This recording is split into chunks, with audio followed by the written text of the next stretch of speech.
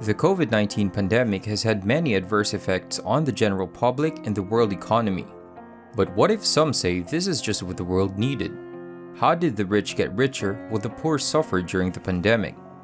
Join us in today's video as we uncover how Elon Musk found himself in a conflict with the World Economic Forum. Stay until the end to learn the role of the World Economic Forum on the global economy.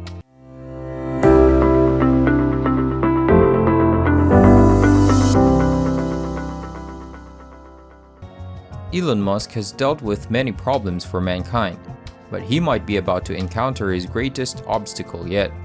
Elon Musk recently caused a stir when he tweeted that he believes corporate ESG is the devil incarnate. A company's long-term exposure to environmental, social, and governance risks is measured by an ESG score. These concerns are often overlooked in standard financial assessments.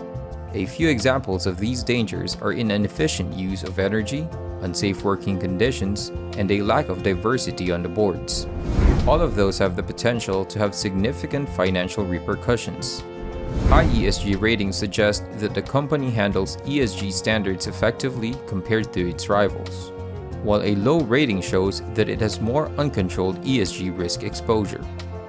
The S&P 500 ESG Index was introduced in 2019, and it is designed to assess the share value of some of the largest corporations in terms of market value listed in the United States.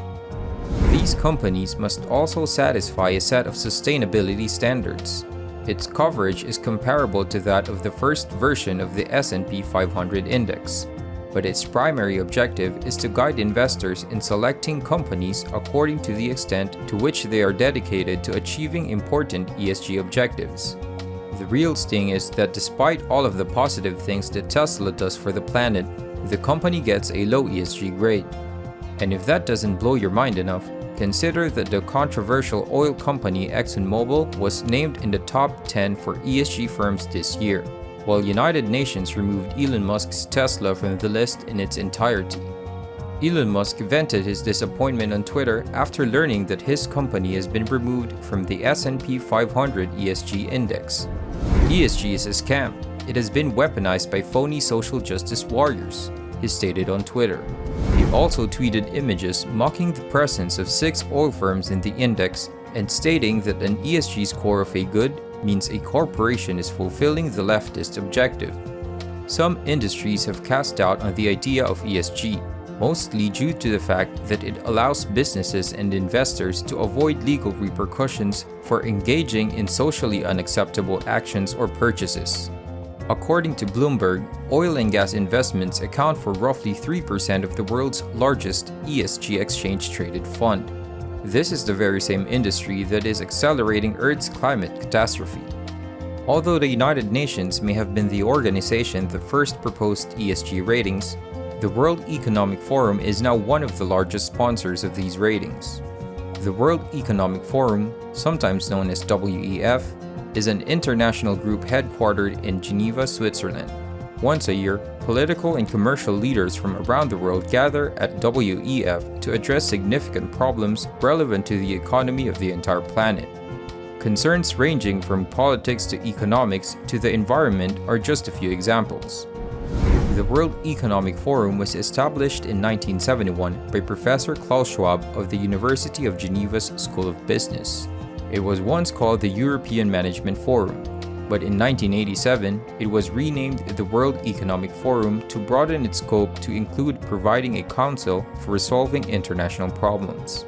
Perhaps the most well-known aspect of the WEF is the yearly World Economic Forum meeting that is held in Davos, Switzerland. This annual meeting brings together corporate and political leaders from around the world to address global challenges.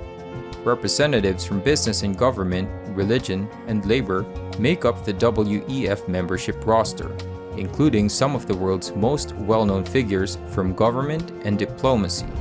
It's important that we be aware of the term stakeholder theory, which supports the aim of the World Economic Forum.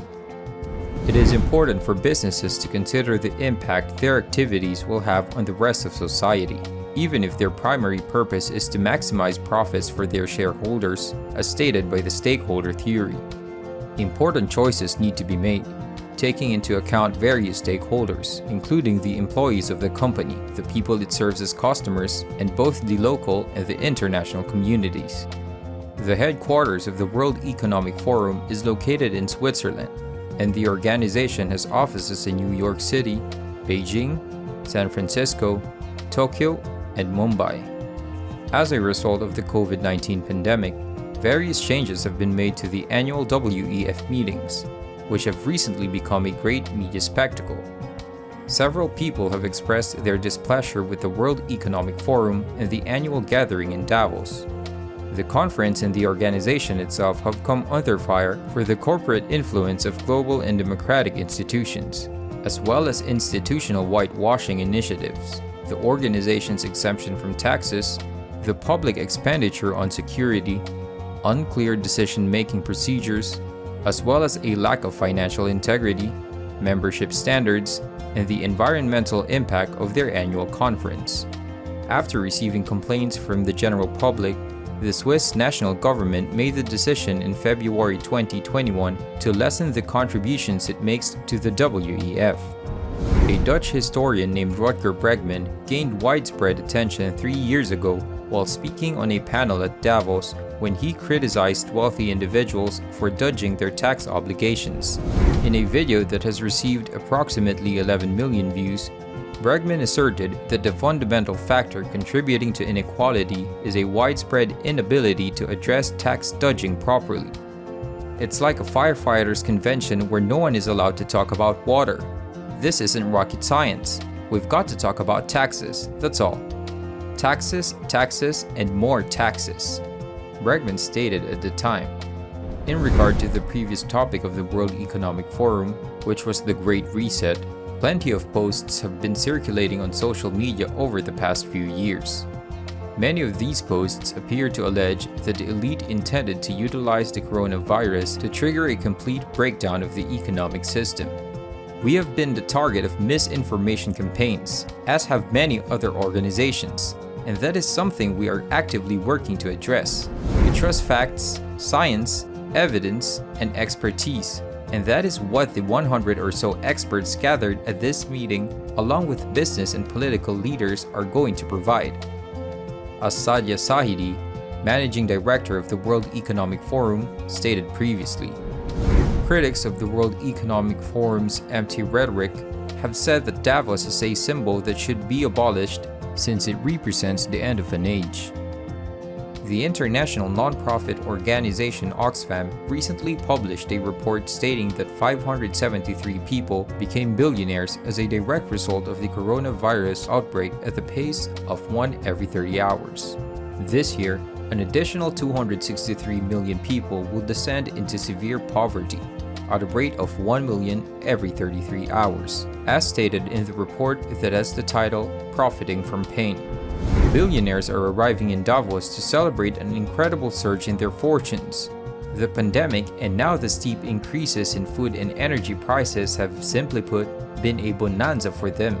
Meanwhile, decades of progress and extreme poverty are now in reverse, and millions of people are facing impossible rises in the cost of simply staying alive, stated Gabriela Buscher, executive director of Oxfam. In order to keep the World Economic Forum afloat, it relies on its members, including industry executives, celebrities, journalists, and others who are prepared to pay annual subscriptions and conference fees to participate. WEF partners include some of the largest corporations in their respective industries, including those in technology such as Facebook, Amazon, Google, Apple, and Microsoft, medicines such as Pfizer, AstraZeneca, and Moderna, food such as Unilever, Nestle, and the Coca-Cola Company, and oil such as Shell, Saudi Aramco, BP, and Chevron. It is not hard to understand why the World Economic Forum is so influential, given that its panelists include so many notable figures. There are 6 regional meetings that take place in developing countries in Africa, East Asia, and Latin America. However, the annual convention that takes place in Davos, Switzerland, serves as a center for all members. It is widely considered that WEF meetings have a significant impact on the decision-making process in both the private and public sectors by providing an opportunity for members and the general public to debate new topics, ideas, and institutions. Recent WEF publications and events have emphasized the notion that the world economic, political, and social order must endure a massive reset in response to technological advancement, environmental problems, and the economic devastation brought by the COVID-19 epidemic. These debates, events, and concepts have been inspired in part by the book COVID-19: The Great Reset, which was published in 2020 by Klaus Schwab. The Great Reset is a comprehensive plan that addresses a wide range of issues, including those pertaining to the economy, society, geopolitics, the environment, and technology. The reset proposes a significant increase in the rate of wealth redistribution, as well as a decrease in the levels of competition, creative destruction, and economic growth. These changes are proposed in favor of common goals, government involvement, and public welfare. The agenda places a strong emphasis on a variety of social justice topics as part of its advocacy for structural changes and redistribution. There has been a lot of discussion about the Great Reset's agenda's repercussions since it was made public. Those who are in favor of free capitalism but are opposed to fundamental social restructuring have banded together to voice their disapproval. Additionally, there have been a few glaring errors, which have led to the deletion or editing of some WEF articles and social media content. Critics believe that remarks made by the WEF imply that, as a result of the Great Reset, individuals will not have the freedom to own anything and have no autonomy. It has even been asserted that the Great Reset presented the COVID-19 economic devastation of metropolitan economies as a beneficial improvement, which is a categorically wicked interpretation. Green Party organized protests are staged yearly in Davos against what Bono has nicknamed Fat Cats in the Snow gatherings, an ironic metaphor created by the band's lead singer.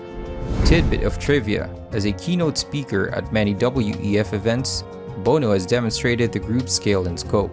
Observers point out that the WEF has a relatively low percentage of women in leadership positions. The percentage of women who attended the World Economic Forum climbed from 9% to 15% between 2001 and 2005. The number of women attending the World Economic Forum recently rose to 24% in 2020. Since then, a number of different women have discussed their individual reactions to the Davos conference in various articles published by the media. These women have emphasized that the issues at hand are much more significant than the Davos quota for female leaders or a diversity and equality session. In this regard, the World Economic Forum has lodged legal objections against at least 3 analytical stories that were authored by journalists Katie Gibbons and Billy Kenber and featured in the March 2020 issue of the British daily The Times. In a contentious interview in December 2021, Catholic Cardinal Gerard Ludwig Mueller blasted wealthy individuals, such as the organizers of the WEF, for being oblivious to the day-to-day struggles and hardships that other people go through, such as the COVID-19 pandemic. Such technocrats, on the other hand, would regard a crisis as an opportunity to further their own objectives. He was especially skeptical of the powers that people with such beliefs would have over other people and also their adoption of ideas such as transhumanism. This year, geopolitics was more prominent than it has ever been at Davos, where attendees gathered to debate global issues.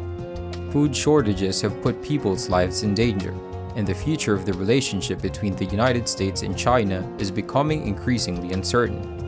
And the conflict in Ukraine continues to escalate. Throughout the conference, there was a remarkable lack of attention paid to significant economic concerns, which was very shocking to many people. In private conversations, almost everyone reached the consensus that the combination of rising prices, falling stock markets, Chinese government restrictions, and the increasing likelihood of a big global recession are adding to a concerning future for the economy. In spite of this, the program for this year included relatively little time for the consideration of these topics. Comparatively, during the global financial crisis of 2009, The meeting was similarly negative, but focused heavily on economic recovery strategies and how the global economy could react to the shock. During a time when the cost of living is at an all-time high, when there is a war going on in Europe, when there is an increase in inequality, when people are getting more divided and disillusioned. And this is not even mentioning the increased level of conspiracy theories that surrounded the forum. This year, the presence of several politicians at Davos would be highly unthinkable. The forum's format is particularly controversial, given that individuals who are most impacted by these concerns are unable to participate in the conversation. It appears that Elon is correct. In the realm of global governance, there is something extremely shady going on in addition to the ridiculously low ESG standards and the proliferation of conspiracy theories. If you place high importance on your right to private and public health, access to good food, and democratic participation, when you hear the term stakeholder capitalism mentioned at future WEF meetings, be exceedingly wary of what it actually means. What did you guys think of Elon Musk's opinions? What are your thoughts on ESG ratings? Comment your insights in the comment section below. If you enjoyed this video, kindly like and subscribe, and we'll catch you on the next one.